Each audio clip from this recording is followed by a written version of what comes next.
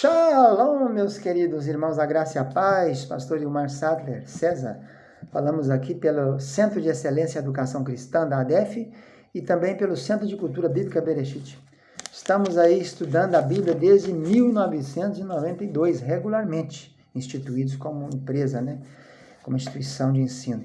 Mas já temos iniciado nossos estudos na Bíblia desde 1971. Comecei a ler a Bíblia com 11 anos de idade. E vou confessar uma coisa para os irmãos aqui, quanto mais nós lemos, menos nós estamos sabendo. Mais lemos e vamos vendo que sabemos pouco. Nós estamos estudando o livro do profeta maior Isaías. Essa é a sétima e eu creio que é a última aula desse livro. É um livro que tem 66 capítulos, 1293 versículos, é isso? Vamos conferir aqui. 1292 versículos.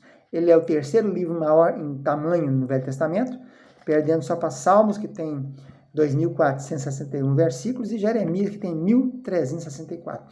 Interessante observar que Jeremias tem menos capítulos e mais versículos. Isaías tem 66 capítulos, que divide o Velho Testamento e o Novo, 39 do Velho, onde os capítulos sempre apontam para justiça, juízo e lei, e os 27 do Novo, que são os 27 últimos capítulos de Isaías, que aponta para o Messias e tal. Vimos na aula passada sobre a importância do Isaías 14 e do Ezequiel 28, que é a queda de querubim ungido da guarda, ou Rei Léo no hebraico, que a King James indevidamente copiou da Vulgata Lúcifer, mas que não tem esse nome nas nossas versões, não. É o querubim ungido da guarda. Hoje nós viremos ver o livro milenal e o livro da segunda vinda. E em termos de escatologia, eu creio que nós tirando Daniel e Zacarias, que são profetas também escatológicos, Daniel no tempo do rei Nabucodonosor e depois no tempo do rei Dario e Ciro, e Zacarias encerrando o Velho Testamento, nos idos de 400, 500 por aí, 520 a reconstrução do templo, 515 a inauguração do segundo templo. O livro de Isaías é um livro que tem muita escatologia. Eu arrisco a dizer que talvez seja melhor chamarmos Isaías, em vez de livro de profeta messiânico, profeta escatológico, profeta do milênio. Veja bem, no Apocalipse nós temos apenas 4 versículos que falam de milênio. Muito pouco, E já aqui no Isaías, nós temos aqui mais de 14 itens, que eu vou relatar aqui agora, para vocês verem como é um livro abundante em termos de milênio. Só localizando aí em termos de teorias amilenista, pré-milenista, pós-milenista, nós cremos que teremos agora o arrebatamento da igreja, que é o harpazo, o sequestro da igreja. Depois nós teremos a parúzia, que é a vinda de Cristo, mas depois do arrebatamento teremos a grande tribulação, que no original é tríplices, grande pressão. Então, é o tempo para Israel, a última semana de Israel, a 70ª semana de Daniel, Aquele relato de Daniel 9, 10 ali.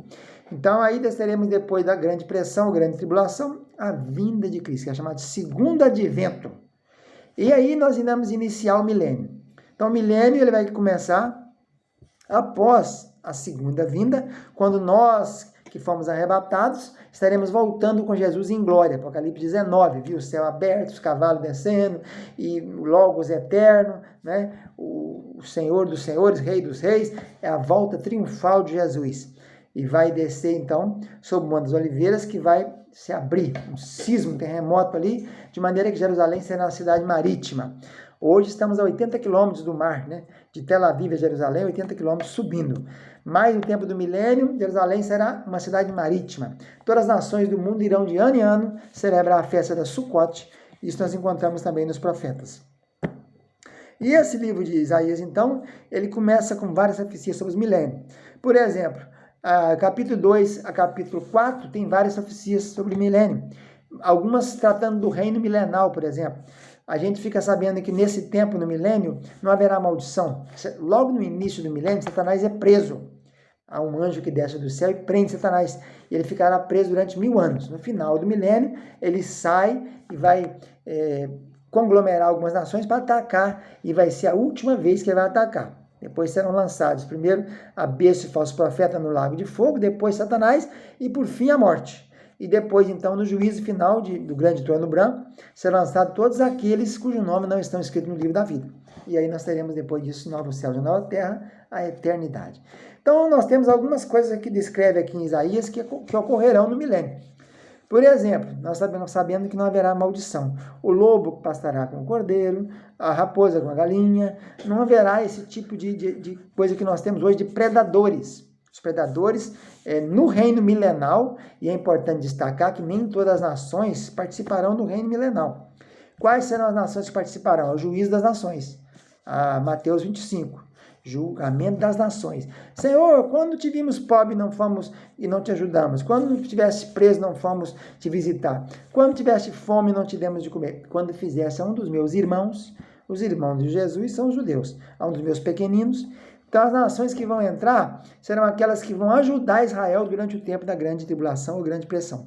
Essas nações que vão ajudar Israel serão as que vão participar do milênio, onde haverão as bênçãos do milênio. O lobo pastará com o cordeiro, a criança colocará a mão na toca com a áspide, com a víbora, e não acontecerá nenhum dano. A adoração será centralizada em Jerusalém. De ano em ano, todas as nações do mundo deverão subir para a festa dos tabernáculos. Israel será restaurado, durante o milênio. Já passou aquela fase da tribulação, que é a última semana de Daniel, quando dos 3/3 de Israel, uma nação, vamos dizer, com 10 milhões, 9 milhões de habitantes, supondo, somente 3 milhões vão escapar. 6 milhões irão perecer, Só 1/3 vai escapar. Então está no capítulo 11, capítulo 2, capítulo 12, capítulo 14 fala da restauração e da exaltação. No capítulo 19, nós temos as bênçãos do milênio, o Egito, a Síria, todos serão participantes disso, terão cidades. Israel terá cidade no Egito, aí terá cidades dentro do território de Israel. No milênio, a lua e o sol também terão as suas alterações, Isaías 24, 23, vamos ver o que diz aqui, 24, 23. E naquele dia o Senhor visitará os exércitos, a lua se envergonhará, o sol se confundirá, quando o Senhor dos exércitos reinar no monte Sião. Então ele vai reinar durante 1000 anos em Sião e Jerusalém, e haverá glória.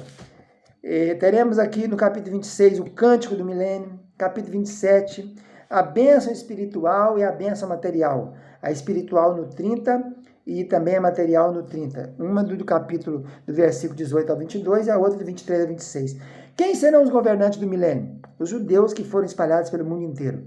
Desde quando aconteceu a diáspora no ano 70, com a queda de Jerusalém, o judeu espalhou pelo mundo afora. Então nós temos judeu em todo lugar do mundo. E hoje tem mais judeus fora de Israel do que em Israel.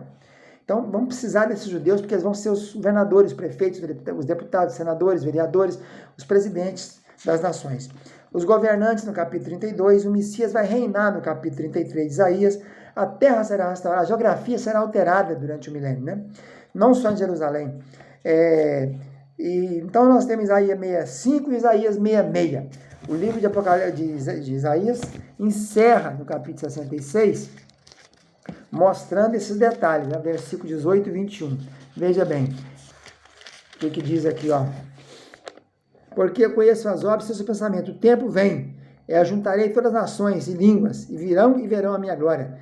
Então, também deles tomarei algum para sacerdotes e para levitas. E depois do milênio, nós temos, então, novos céus e nova terra, que é a eternidade, Então, o livro de Isaías pode ser chamado de livro do milênio, porque o que mais tem aqui é sobre o milênio.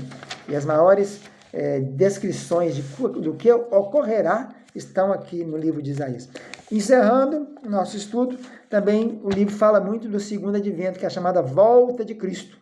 Lembrando que os tradicionais históricos não creem em arrebatamento. Acham que a volta de Cristo vai ser uma só. Nós, pentecostais, cremos que haverá um arrebatamento, depois de 7 anos de tribulação, aí teremos então a volta de Cristo, a segunda vinda, que é Apocalipse 19, que também está no Isaías 9, 40, 58, 59 e 63. Fica na paz, um abraço, tchau, tchau.